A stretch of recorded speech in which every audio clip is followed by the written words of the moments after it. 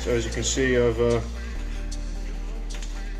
bored a 12mm pilot hole using the DeWalt Extreme sort of spade end bit, whatever it is, and I've gone up through I went 12, 18, 22, 26, and this is now 30mm. So let's get this down. We're running at 90 RPM.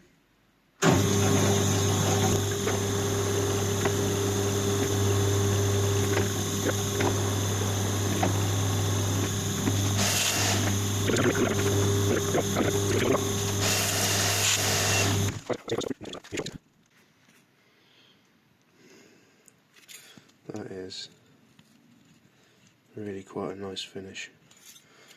There you go. That's what we're using. Rotor Broach M2AL Raptor cutter. 30mm diameter. It's only 25mm depth on this one as well, as you can see. Beast. So for boring holes, like I say, if you step up through them about 4 or 6mm each step, you can do 6mm each step I think, but I'm doing between 4 and 6. You can really get a nice finish and a good dimension on the hole. And these little machines, this is only a 1 horsepower, 3/4 horsepower, 1 horsepower. This little machine can really do some work. Look at that. Right, let's get this boring head in. So the problem we've got, where's my Allen's, is that ain't going to go in there, and if I lift the head up I lose my centre. If I take this out, put that in, I can't get that in, it won't go in. And I could shorten this boring bar even more. Rather than doing that, if I put that in there at the right height, around the right way also helps.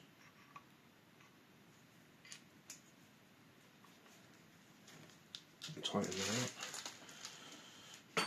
I've loosened the grub screws on the side here. So if I undo that, take it apart, put that in there, spin that drawbar down, and then you should be able to get in there. You get, there we are. Look at that. Just about goes in, which is lovely. Right, so there we go. Got the boring head actually in there now without having to move the workpiece or raise the head, which loses the index on the centre, which is nice. So I'm going to have a little tidy up, get rid of some of these, what do they call them? Devil's noodles?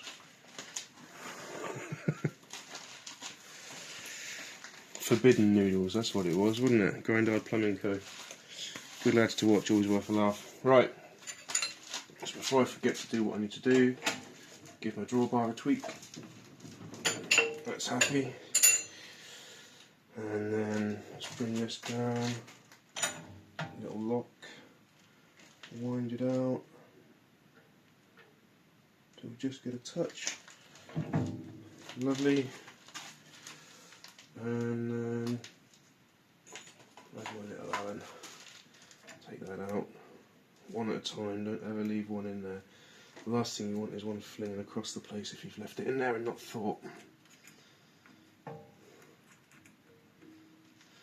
the good thing about this boring head is it doesn't have the little ball bearings inside here which stop the screws from digging into the side of the dovetail, which means you can actually tighten them up to a decent amount and move it with the resistance and it won't move. So let's do that. So let's go, oh, it's set quite nicely to 0.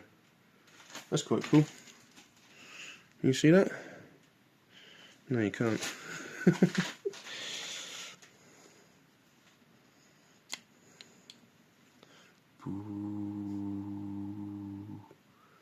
Randomly enough, oh, we're losing resolution. take my word for it. It's actually pretty much set to 0. So we're going to wind it, let's do 50 hundredths of a mil, because this one's in metric. That means take a mil off each side as we take a cut. I'll put the lid back on the milling machine and I'll come back to you. Okay, we're at 90 RPM. Let's see what that does for us.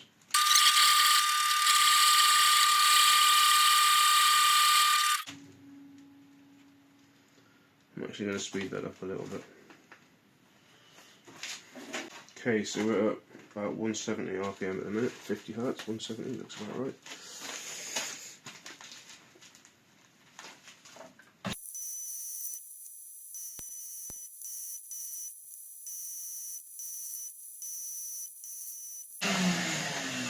Shut that noise off for a second. Right, that should be somewhere around 34 mil now. Where's my calipers gone? There they are.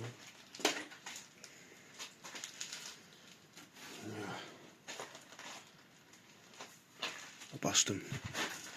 You see the crack on there? The handle off the end of the milling machine down here. That travel fell off and bust them, because I take it off when I'm doing things like this, so I don't just, you know, grab it by mistake and fuck up things. So yeah, let's see where we are, if I can get a measurement. Just a rough one.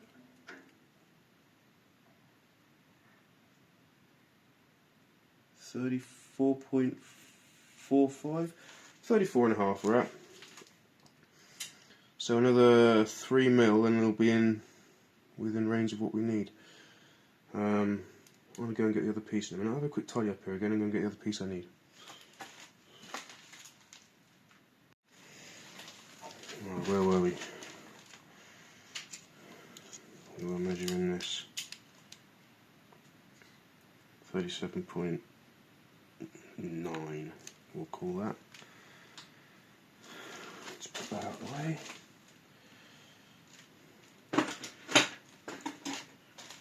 What was we at? 34.5, wasn't it?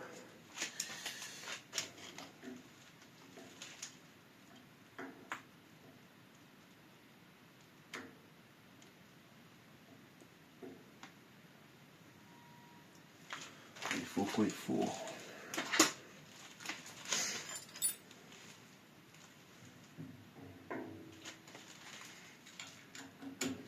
Let's do another mil.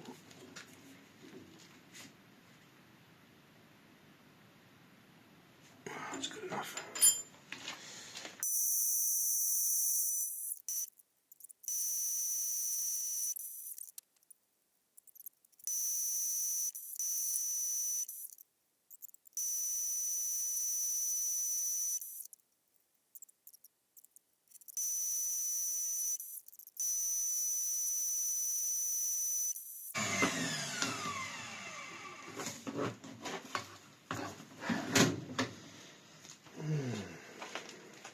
Yeah, it's not a perfect surface like it was with the annular cutters, but it'll do. It'll do. Alright, so here comes the risky bit.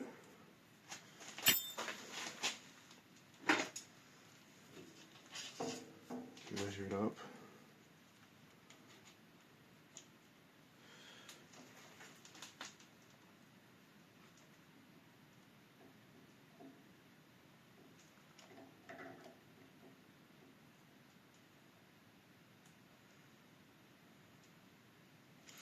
I think that'll do, 37.9.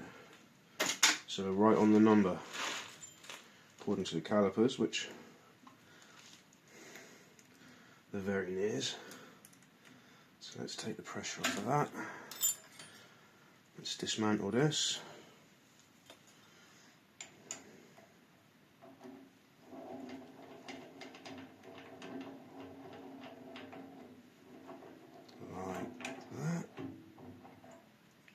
Lovely.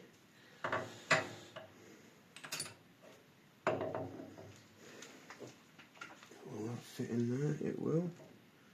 Will it fit in there?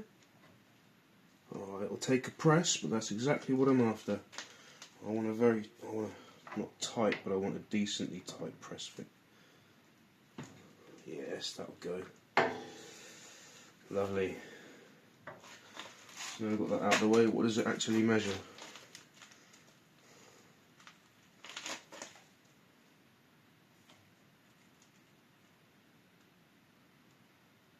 .9.91.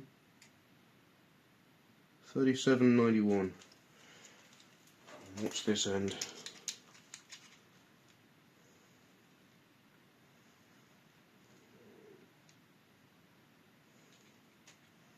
The largest on this is 37.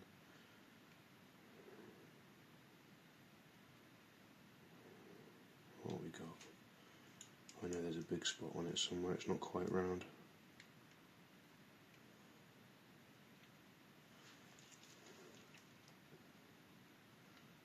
I've got a 37.92 there, so we've got 100th of a mil press, which will be fine because it's going to get welded as well. Cool. I like it. And that fits. Oh, it fits across the slots as well, look at that.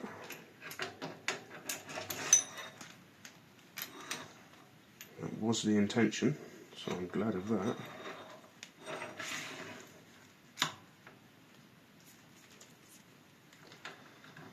The good thing about tight fitting T-nuts is they do work like slot scrapers as well.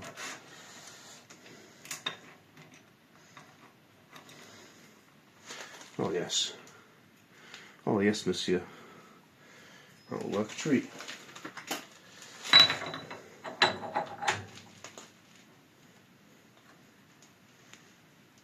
Just catches this and that as well. So we've got support across all sides. I should have made that a little bit longer. Oh well, here's what it is. Nice. That'll work. Okay, a little bit of deburring. That bottom side's nice. Shouldn't need anything much. Beautiful. Right, after a few days of messing around in the spare time that I've got, we've ended up with this. Right, so we've got the base plate, the top plate. Those 4 little cutouts are for weld, don't need to be welded all the way around, it's just to hold it in place. And that needs to be finished to size afterwards, but there's still some more processes to do on this. And then we have the barrel, which is just a piece of bar that's been bored through, made round, bored through, and has the cutout in the top there, which you'll see what it's for in a bit. So that sits in there to act as a spacer, to give us some weld relief. Let's take, that'll do.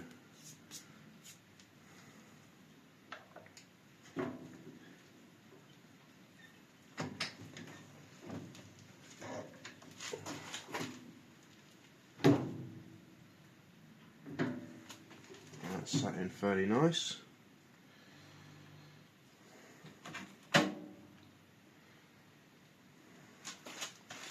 And you can see we've got our weld relief at the bottom there. I'll check it for square in a minute. Just saying that, I've got the square here.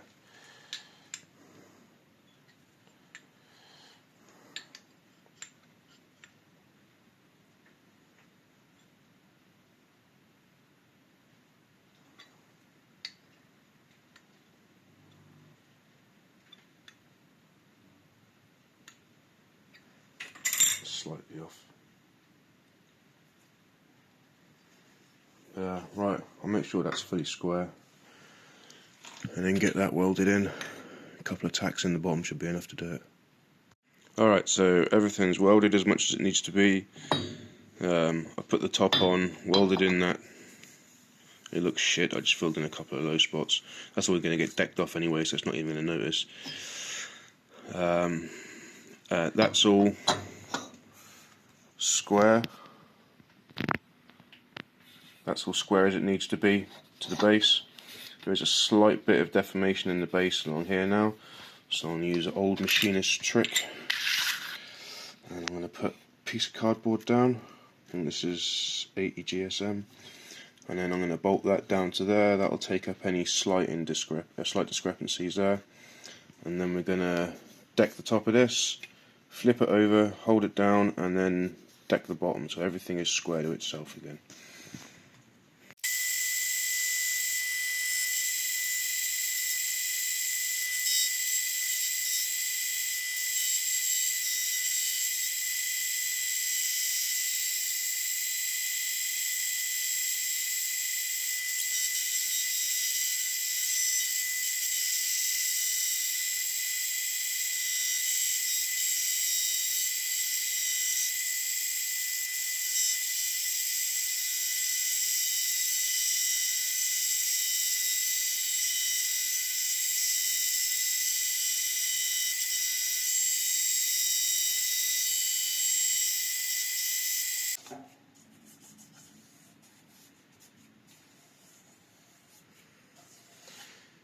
Yeah, good enough.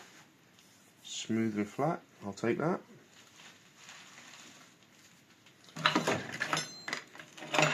Alright, let's finish this piece off, for the minute anyway. Pull that out of there, that out of there. Get that off of there, don't need that no more.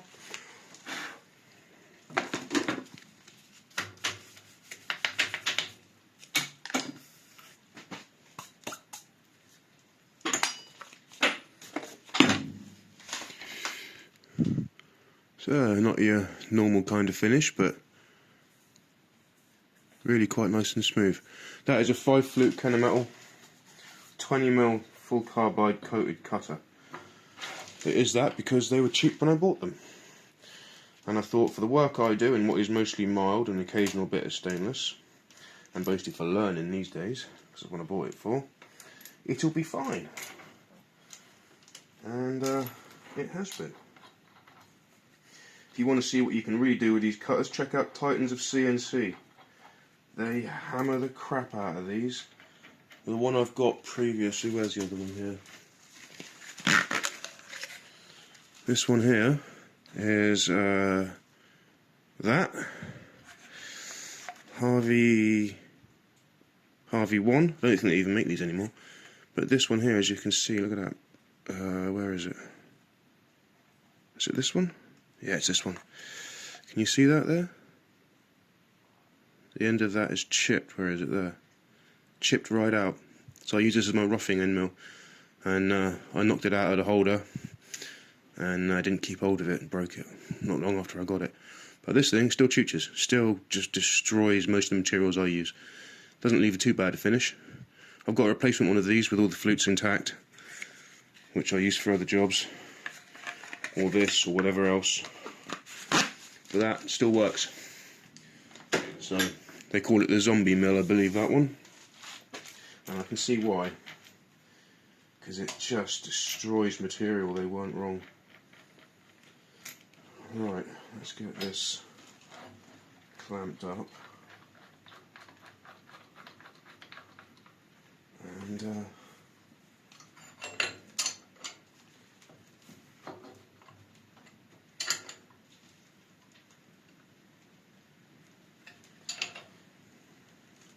get the bottom of this faced off.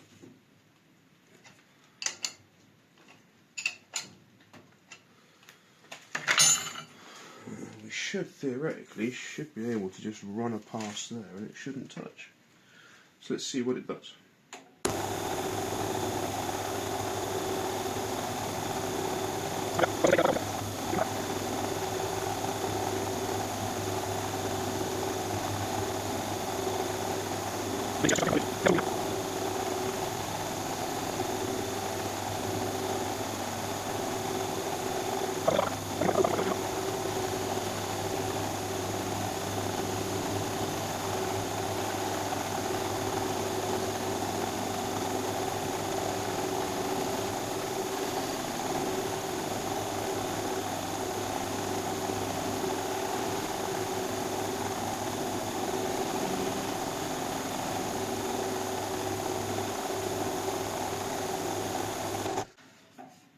Cool, so the thickness of the cardboard was probably around 5 thou. Can measure that and find out. Where's the calipers? I haven't got them out here. So yeah, so there you go. So that is all ready now for the next stage.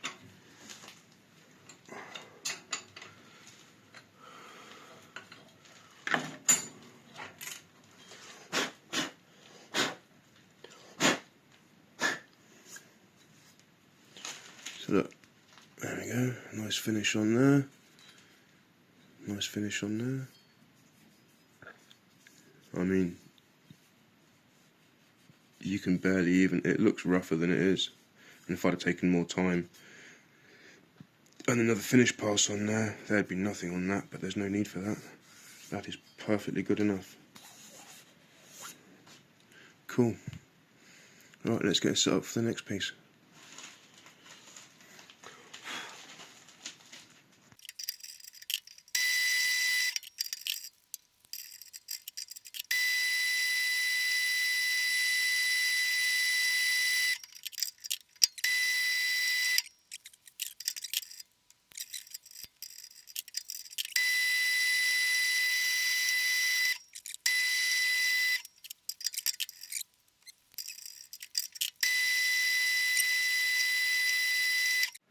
So there you go, that's the hole we're boring into.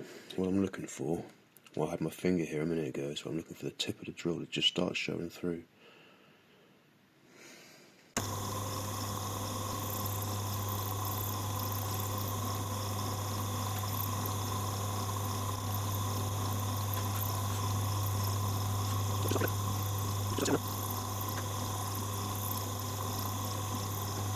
Might be enough.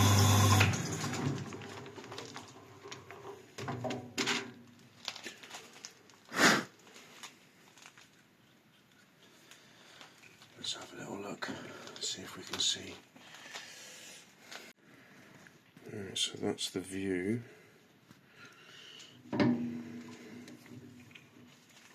See if we can actually get a shot of what's going on.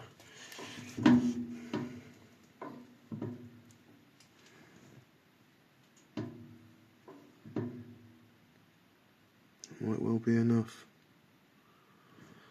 See if I can get a visual verification on that, because you can see and I can't. Alright, so I'm going to call that good.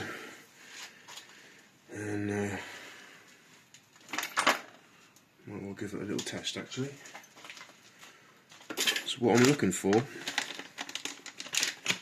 is I have some, if I can get one out, 6.8mm ball bearings.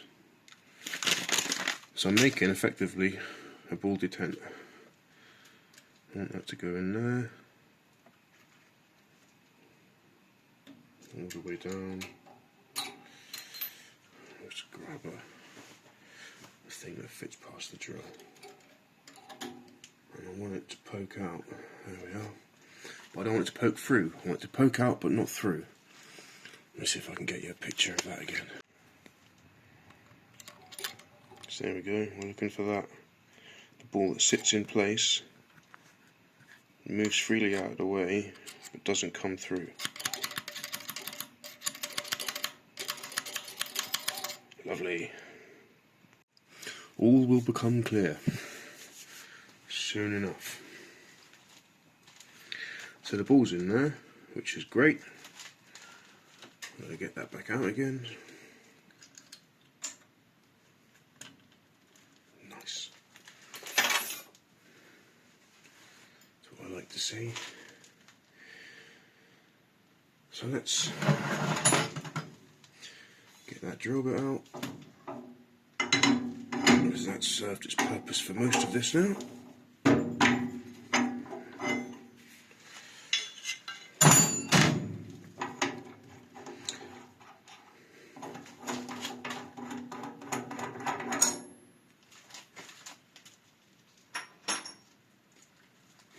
Actually, I can stay in there because that works quite nicely. This is the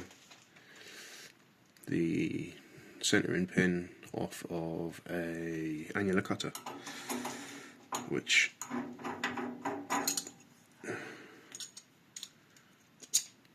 about goes through there, which is good. That's what we want.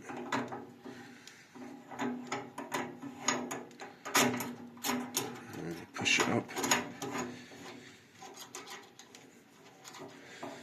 Tighten this down until it doesn't quite grip it, but doesn't let it drop through either.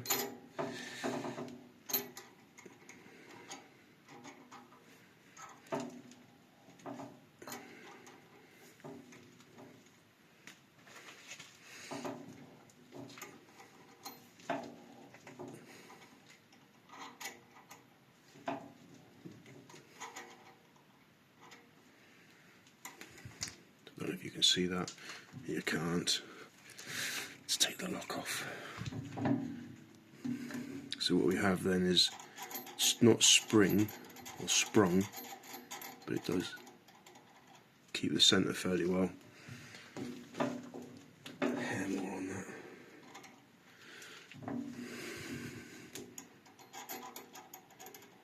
It's good enough for what we need. So tap the hole. Get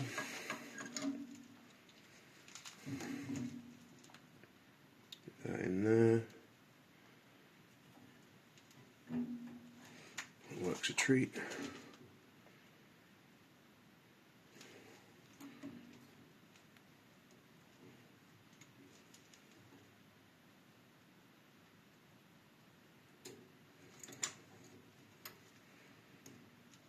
Gets us started square and true.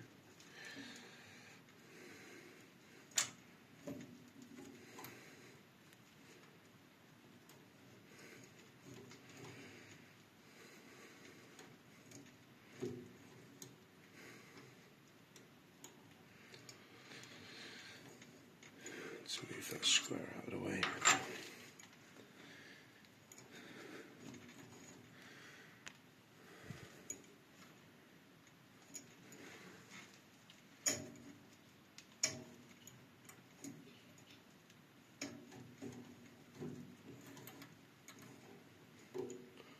Probably should use some sort of a lube on this,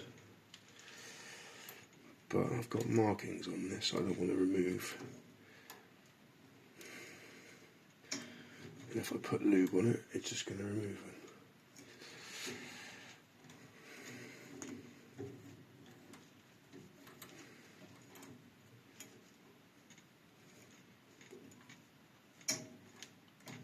I'm going to have to. Bit of something slippy does you good.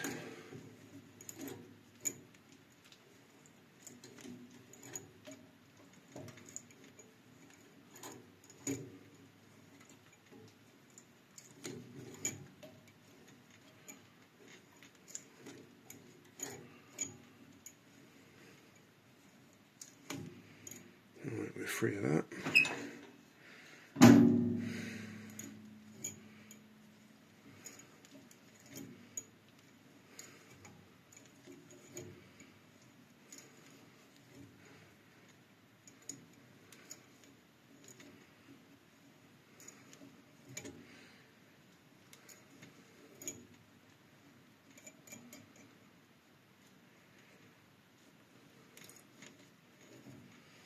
I don't want to go too far because I don't want to go through. There's my test piece. How much does that measure up to? Don't want to go that much more, to be honest with you.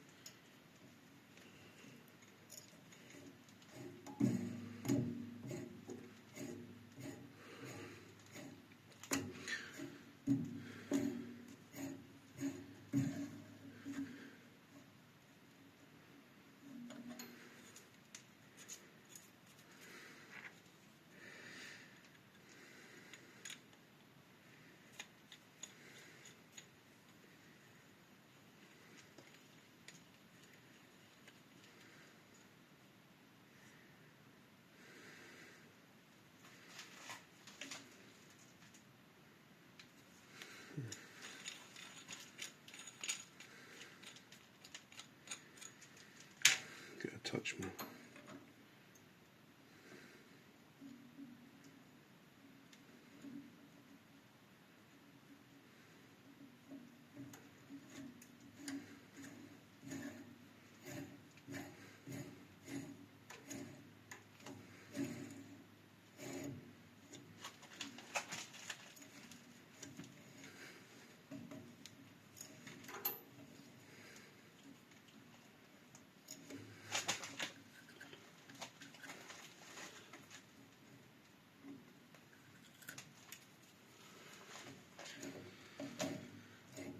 always adjust it with the next couple.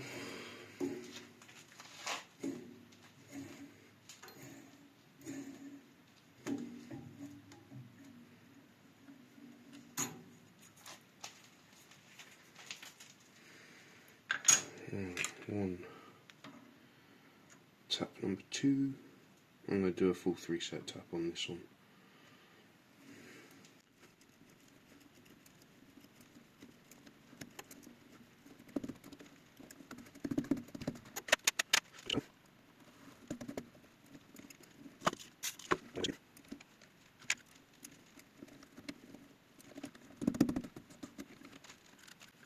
I'm going to say that'll do.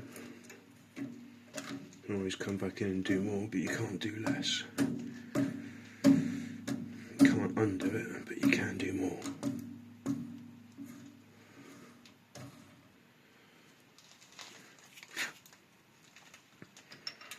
Right, and then the last one.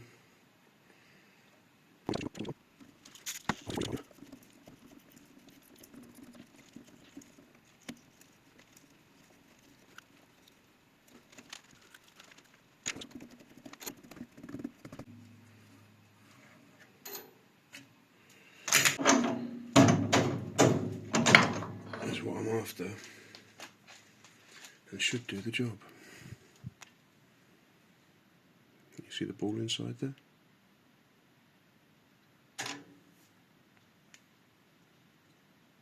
Yeah, you can see it in there, look.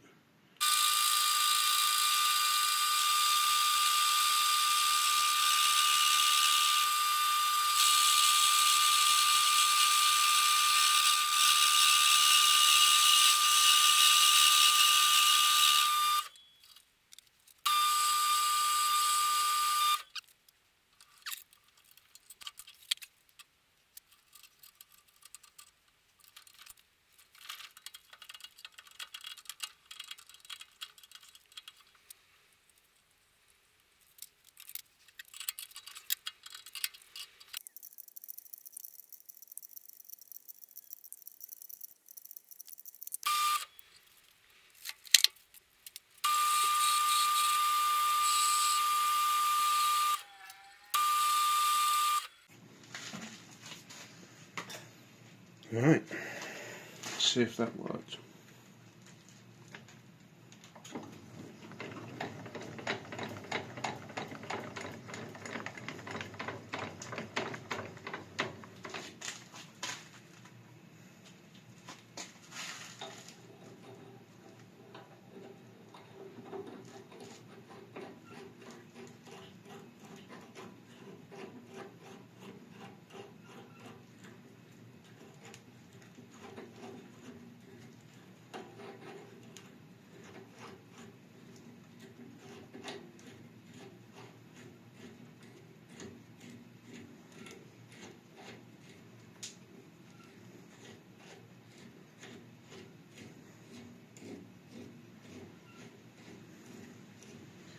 I'll say that worked.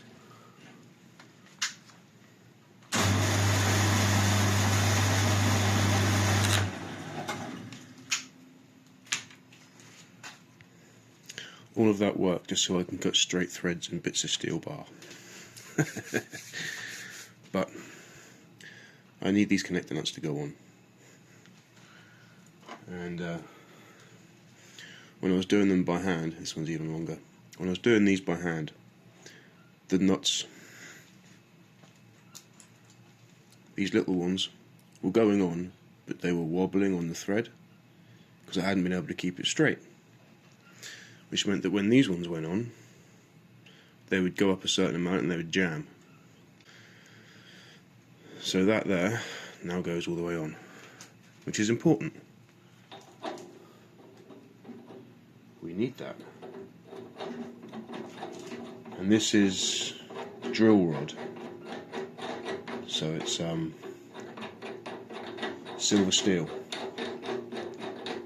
It's quite tough stuff. Holding the die in the vise didn't do the job. Trying to support it other ways didn't. So, as you've seen, I ended up making myself a little fixture with a couple of grub screws and ball bearings to hold the detent in place, to detent it and hold it in place. I've got to finish the outside of this. It's not the way it's not finished the way it's going to be, but it bloody works. Woo! Right, now I'm going to spin this around, turn down the outside. There's actually quite much there. Turn down the outside and do a longer thread on the other end.